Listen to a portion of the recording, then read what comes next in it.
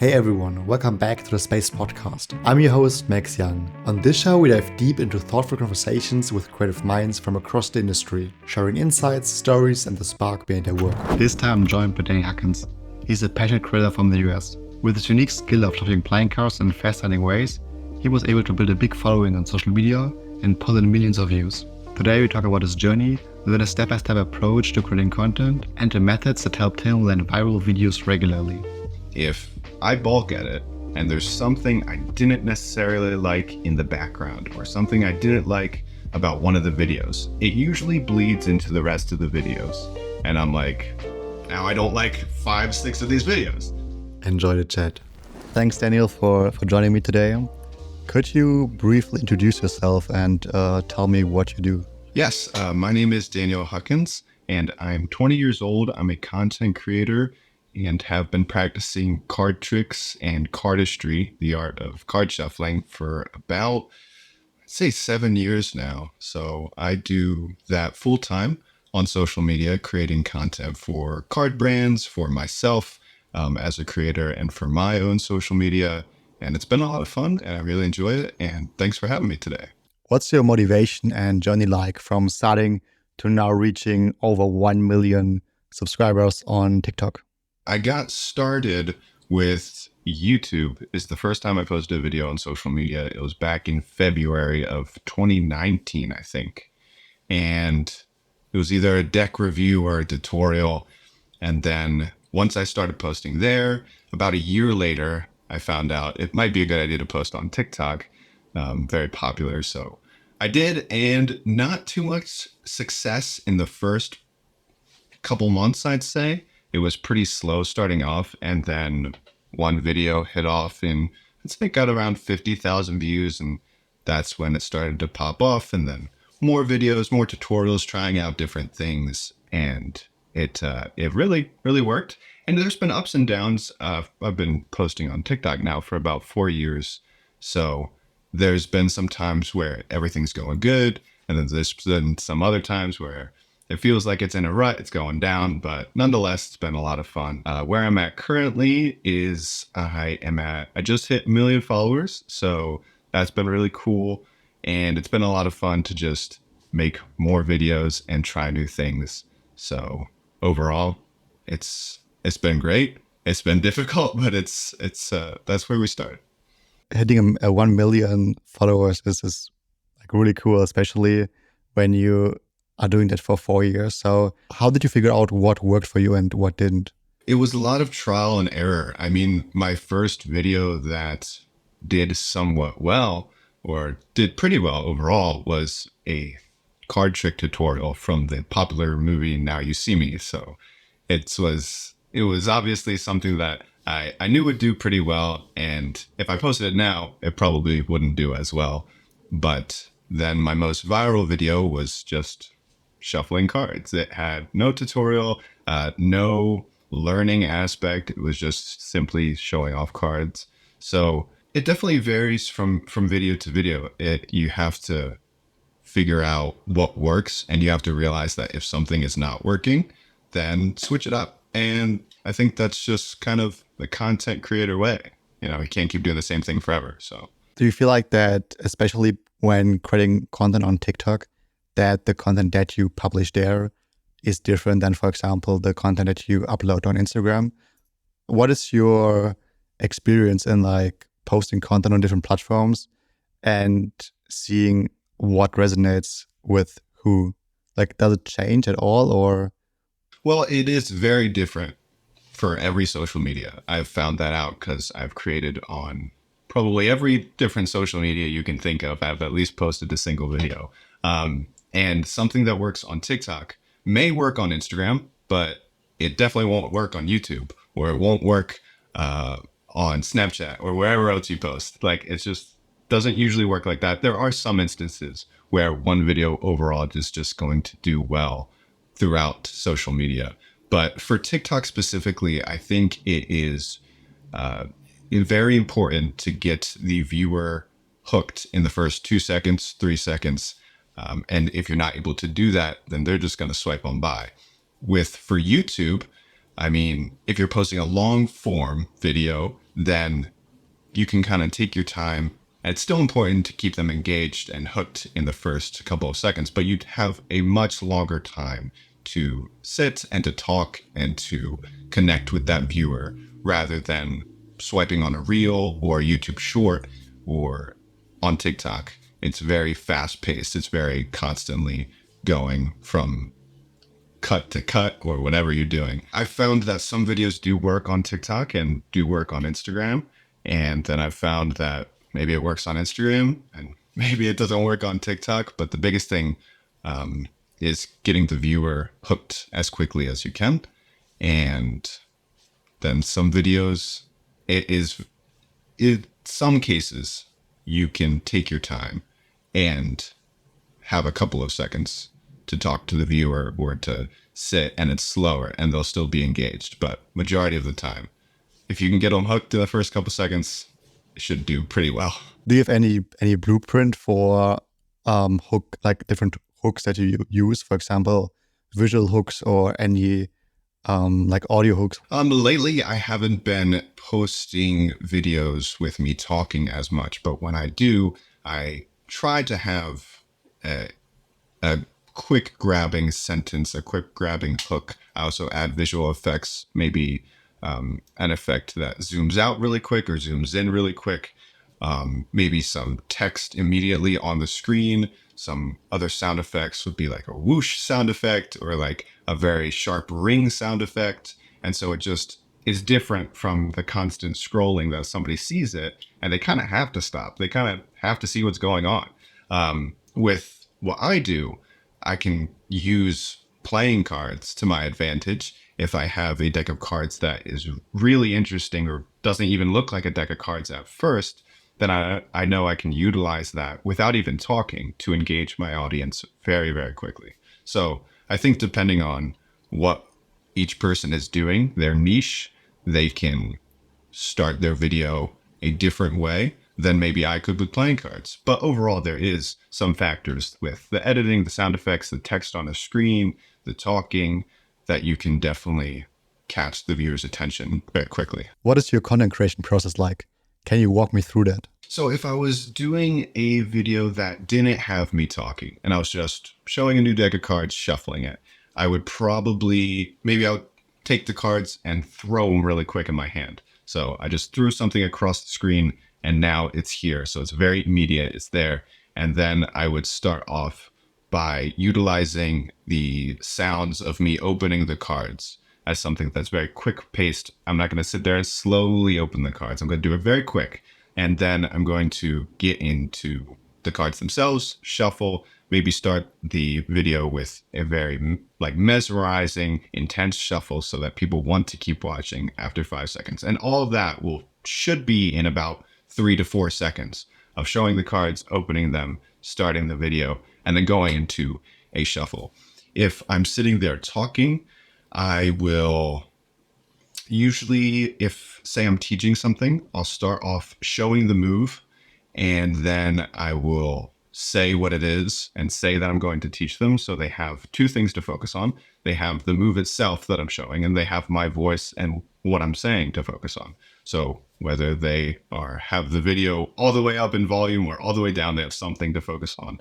And if I'm sitting there talking about a product, maybe, then I'll start off and show the product immediately, say what it is so that they can see it and they can hear me say what it is, and then go into a video and talk about it. And once you have the first 5 to 10 seconds, they're hooked in, then you can go a little bit slower pace. But I tend to find that even continuing a steady pace throughout the video will get their attention even longer.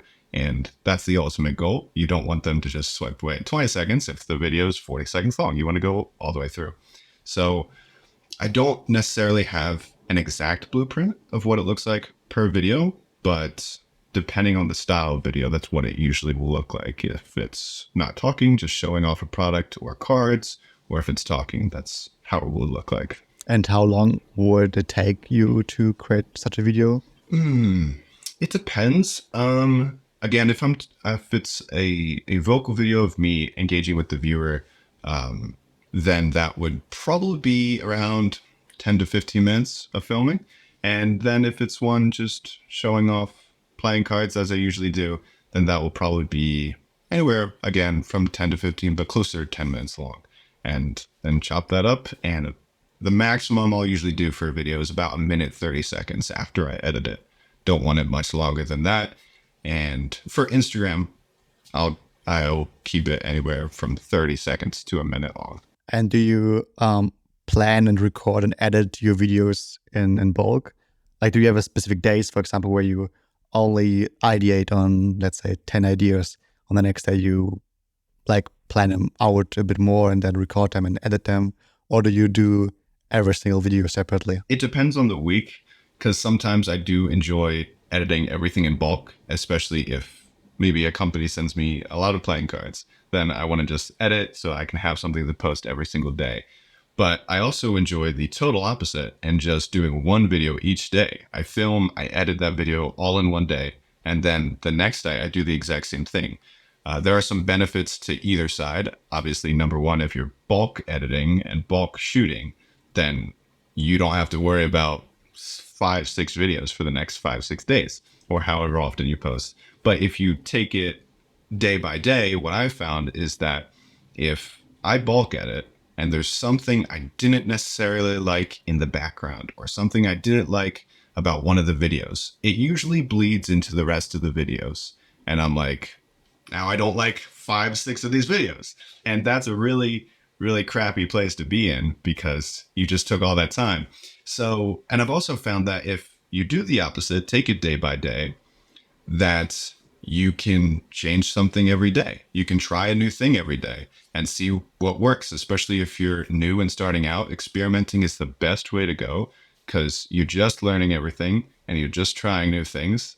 And so if you take it day by day, then you can try whatever you want to and don't have to worry about the next time I can try something is in like 5 or 6 days when I post all these bulk edit videos. So That's true. That's true. Do you have a specific number that you want to hit, or is it just like how many videos you want per week? Per week, I tend to post 7 videos, so one a day is what I try to aim at.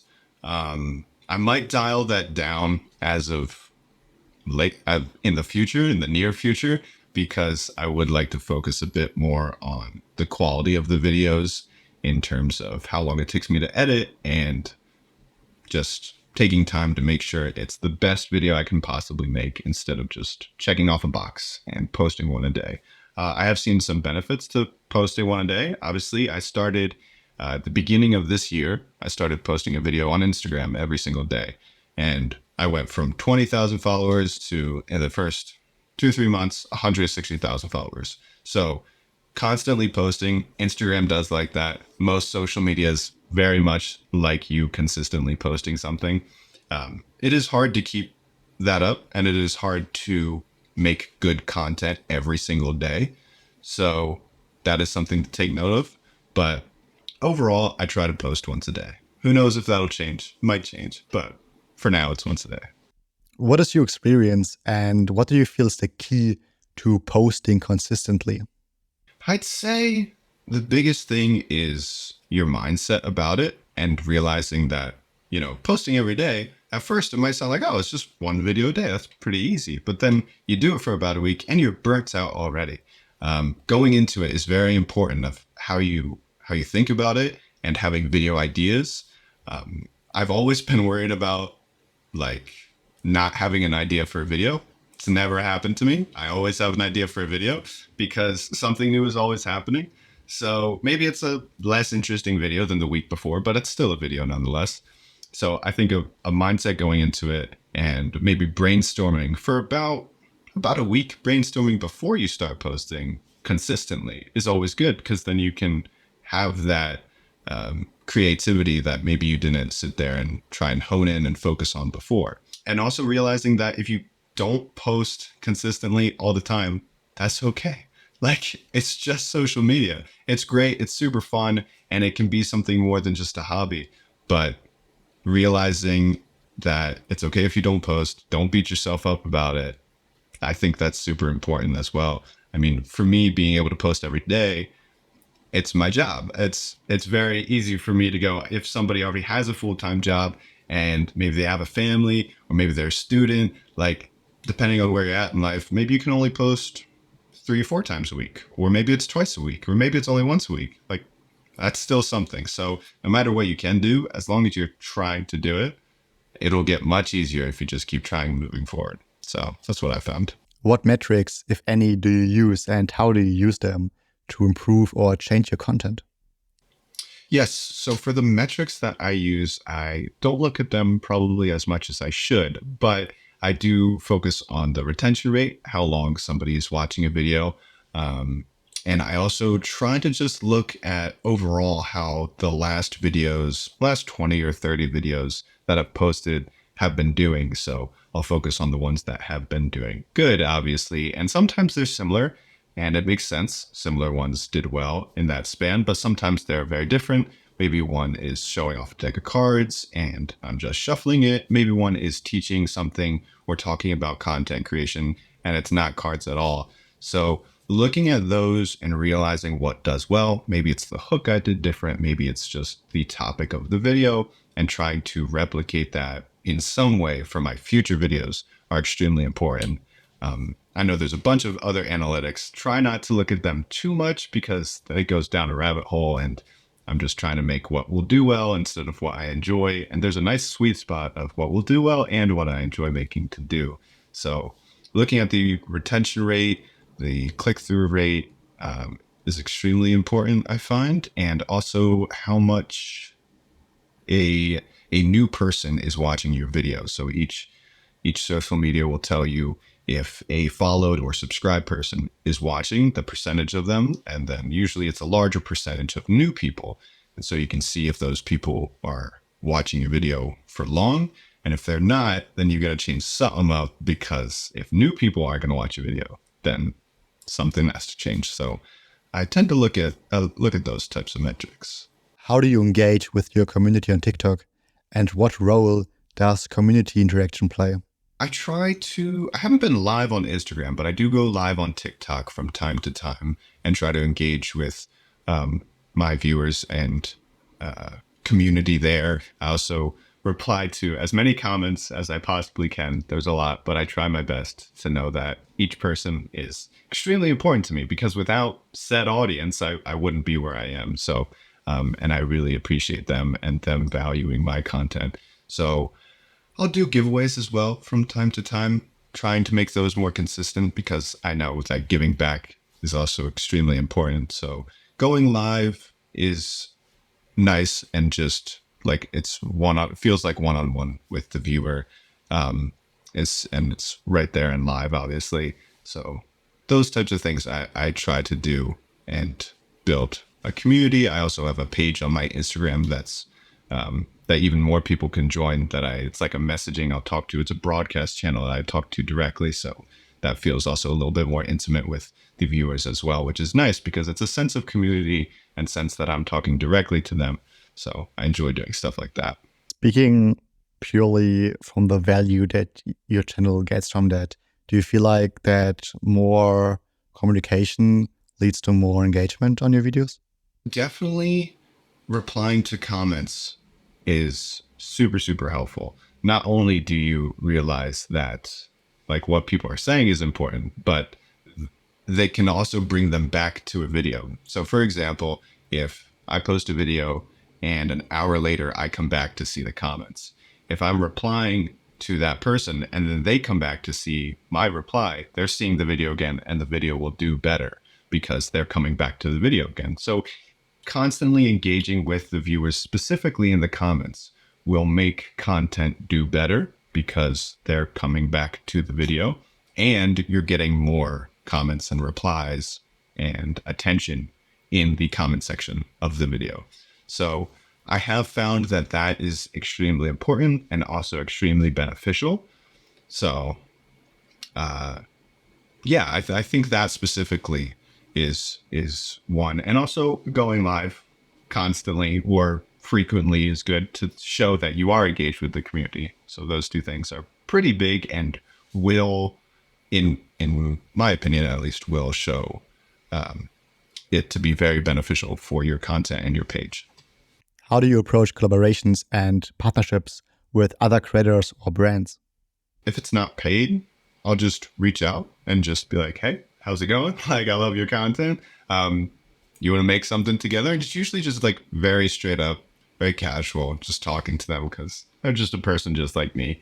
And if it's with a brand, it'll be more professional, but also very similar. I'll just reach out and say, I really enjoy your product.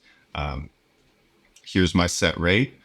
Would you like to collaborate? And then usually give my analytics as well, so they know that they will get something in return that is beneficial to them. And if they reach out to me, then it's usually a similar reply. I don't get back to all of the collaboration opportunities because some of them are what I want to align with my page, some of them are not. But I try to at least get back and let them know that I am interested or not. But for the most part, whether it's a brand or an individual, usually just pretty straightforward with them and very casual about it. So, and for your sustainability as a creator, I imagine the beginning, obviously, probably most of the brands that you reached out to or that reached out to you would offer like a very low rate, and after some time, after you gained more experience in like content creation, but also had more followers and like more statistics that you can actually show people, that you can like show, okay, I can convert a specific number of people. Like, how was that for you? Like, when did you feel like you needed to change and higher your rate? I find the biggest times to change my rate, or that I have changed my rate, is when I hit a certain number of followers or when multiple videos have been doing extremely well over and over. And I get in that rhythm of making high quality content that regardless if it goes extremely viral or not, it's going to be a high quality piece of content that I put effort and work into, that they can use on their page, that they can repost again, and then we can possibly collaborate in the future. But when I started out, at first it was just, if you send me your product, which usually was a deck of cards, I'll make a video for free. Because I was just stoked to be able to make a video for somebody else. I was like, that's so cool. They want me to make a video. So I definitely, for the experience, try and do that. If you're starting out, just do a couple of free videos. But then once you start, put a very small rate. Maybe it's only like $20. Maybe it's only $50. For content creation, that's a very low price for the most part. So then once you get more experience and you make higher quality videos, and maybe you gain a couple of followers as well, you don't have to be at 10,000, 100,000 followers. You can be at just a couple hundred even and still charge a larger amount for a video because you are putting in the work. So, and sometimes you can come up with a deal with the brand. Maybe that's like, if it gets 10,000 views, then you pay me this much. And if it gets 20,000 views, then you pay me a little bit more. So you start out a flat rate. And then if it does better, then you could do something like that with the brand. You could also do a commission based. So sometimes I will do that. I will show off a product, let people know that they can buy it through the link in my bio. And if they buy it through that, it's an affiliate link. So I get, say, 10% of the sale. It's not taking any extra money from them. It's just giving something extra to me. And so that ensures that the brand is getting something that if it doesn't do well, they didn't just go and spend $500 on a video that didn't do well. And it's also making sure that you get paid for the work if the video does do well. I don't always like commission-based and affiliate links because I put in a lot of time for my videos. And so if I put in a lot of time and it doesn't do well, and then I don't get paid just because it doesn't do well, I'm not a big fan of that. But starting out, I think either doing it for free or for a lower price that they can't really pass up, or an affiliate link, is very beneficial. And then just go and slowly raise it from there. It's really awkward and really hard to tell somebody like a price point that you're like, wow, I don't know why I'm charging them that. Like, and I usually do that to myself, even when it's not a crazy price. I'm just like, I don't feel like my content is valued that high. And you're going to feel like that. But everybody around you is probably going to be like, why are you charging so low? You need to charge more. So charge a little bit more, negotiate with them too. And yeah, it just is trial and error. But going into it, knowing that you do have value, you are bringing value to the table is important. And then talking about it with the brand, going from there, just communication throughout is extremely important. Maybe you could even like do a blend of both, that you say, okay, I do commission based. So if the video does really, really well, I get Yeah. like a bigger percentage or like a bigger just return of that. But also you could say, okay, I have my fixed price and the fixed price plus, for example, like 5, 10, 20% of the commission even. Yeah, that's also something I do. And also just explaining to them, being like, hey, this is what I charge and this is why I charge that. Especially if you're going to maybe somebody that you did a collaboration with and then they reached out a year later, they want to do another collaboration, but you've raised your price, you've raised your rate. Tell them, hey, just so you know, I have raised my rate and here's why. Show them analytics if you feel comfortable and let them know. And if you lose that client, then that's okay, because it is business. You don't want to mix like buddy friends with business, because you obviously be nice and professional, but knowing that you have a set rate, don't try and go down just for one person. Stay confident and know your value is extremely important. Yeah, at the end of the day, you need to make some money. I think otherwise it's like not really sustainable as a creator. If you're a creator that like really commits to it, you will get better over time.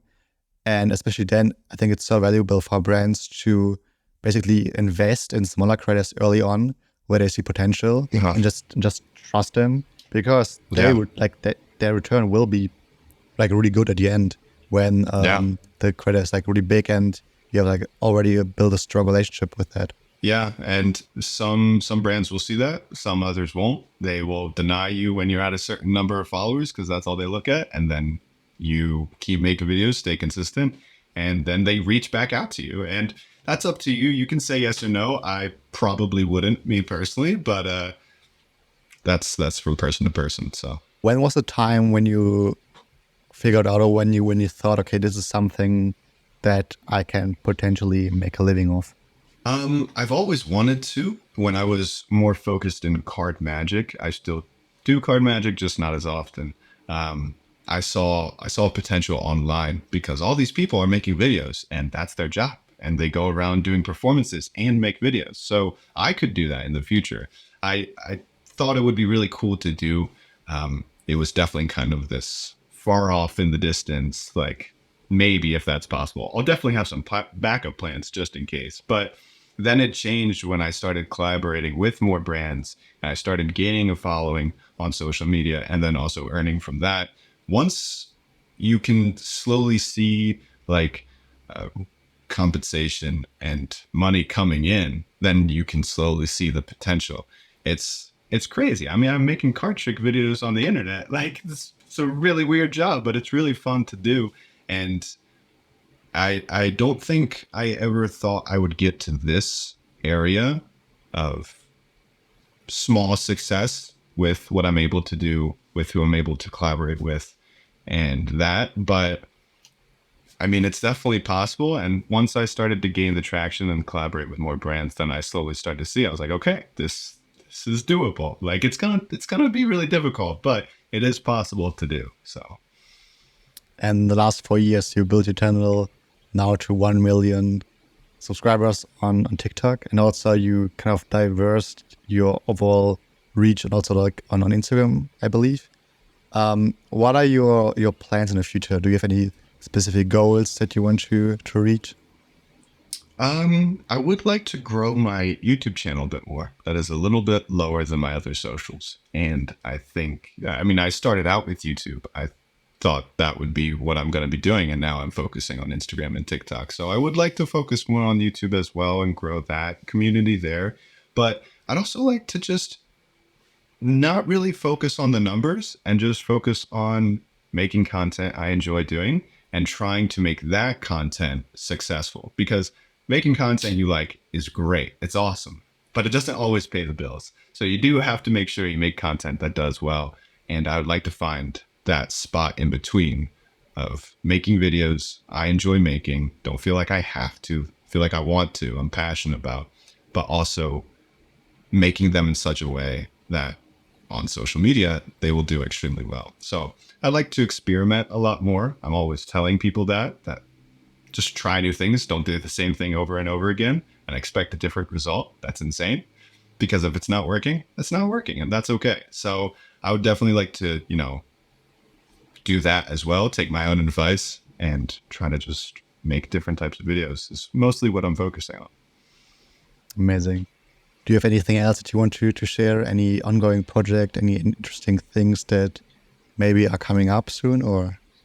I do have a couple upcoming projects. One is more card related. So a soon possible deck of cards collaboration that I will be posting about more on my social media when the time comes. And the other one is more content focused. So if somebody's looking to start content creation, looking to make better quality videos, and also specifically with playing cards too, but also outside of playing cards, both I will talk about in another upcoming project. So neither of them are ready just yet, but pretty soon in the future, and I'm really excited about them. So if you guys are interested and do want to know when those will be available and drop, then you can check out my Instagram. It's Daniel Huckins 52, and I'll be posting all the updates as soon as they're available right there. Amazing. So you already told me a bit about where people can find you, but what's your full spectrum, like your Instagram, TikTok, and YouTube handle? My YouTube is Daniel Huckins, and my TikTok is, you can also look up Daniel Huckins, but the username is @theDudeWithCards. And those are the three main social media channels that I post on is Instagram, TikTok, and YouTube. Perfect. Then thank you so much for coming on to this episode. Of course. It was really interesting what you shared today with me. And I think that a lot of viewers will get a lot of value from that. Yeah, I hope so. And I had a really great time talking. So appreciate you having me on.